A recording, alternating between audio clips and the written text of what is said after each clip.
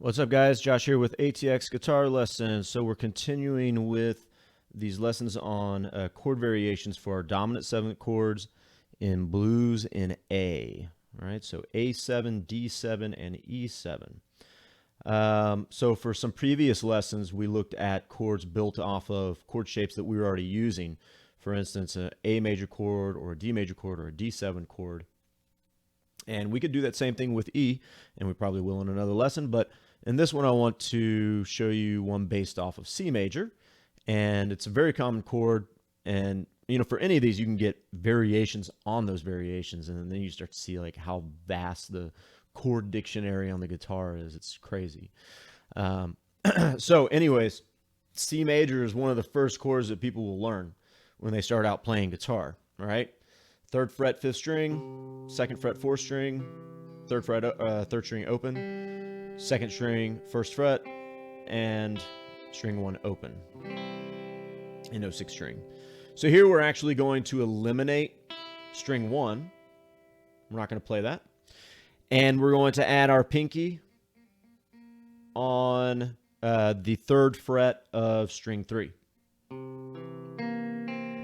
And that gives us our dominant 7 sound. All right, so this is, if I strummed all of those strings, that would be like an open position C7 chord.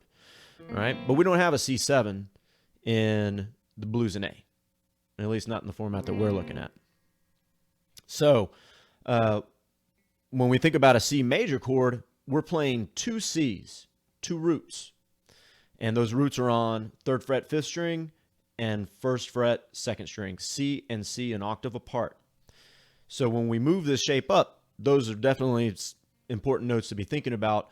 And if that's really difficult for you, then you can do different exercises like if I were to just move along with my first finger here, starting from C, or I could start from open A and just move up the natural musical alphabet, C, and then find D a whole step away, and then find E a whole step away, F a half step away, so on and so forth.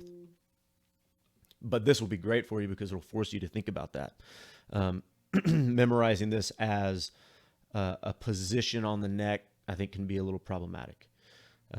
It makes it much more difficult to internalize that way. You're thinking about it in terms of what you're playing in that specific moment rather than something that I can use at any point in time that I want, right? And that's what you want.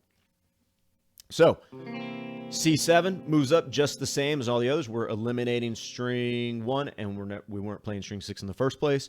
So 5, 4, 3, 2, and then we're going to shift this up one fret at a time. C sharp 7, D7. We already found our 4 chord there, right? In the blues in A, D7 is the 4 chord. We've got a D right there on the 5th fret of string 5 and D right there on the 3rd fret of string 2. And I'm going to shift up again, D sharp 7 or E flat 7, E7. There's my 5 chord. So D7 starts on fret 3, E7 starts on fret 5. Keep moving up, F7, F sharp 7, G7, G sharp 7, A7. Here I'm on 10th fret with my first finger, string 2, and then string 4 is on the 11th fret. Finger 2 is on string 4 of the 11th fret, or 11th fret of string 4. Oh, man. And then fingers 3 and 4 are on the 12th fret of strings 5 and 3. Mouthful. That's my A7. So A7, you apply the C7 shape, thinking of starting with finger 1 on the 10th fret, D7 the 4 chord on the 3rd fret, and E7, apply the C7 shape, starting with finger 1 at the 5th fret. Metronome on.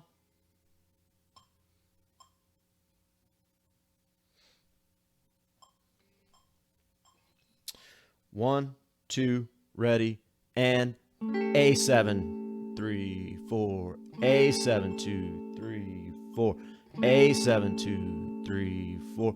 Last bar of A7 going to D7. 2, 3, 4, D7. A7. 2, 3, 4, A7. Last 4 bars, E7. 2, 3, D7, 2, 3, A7, 3, A7, 2, 3, and off. Okay, now going a little bit faster. We'll change this rhythm up a little bit. This is at 126. Excuse me.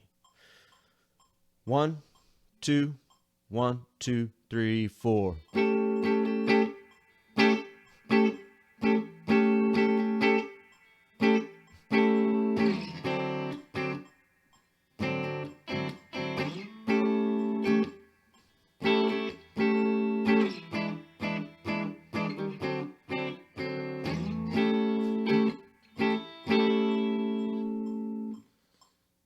There you go, guys. Have fun with that. Take your time. If you're having trouble with the chords, there's a lot of stuff that we could talk about technique-wise. Feel free to message me, and I'll be happy to help out with that. There's different ways of thinking about how to move your fingers around the neck, but I'm trying to make this so that you really don't have to think about changing anything with the left hand, and you really get used to sliding that arm as a unit, right? Don't try and stretch from your thumb. Just let everything move. Keep it comfortable and natural.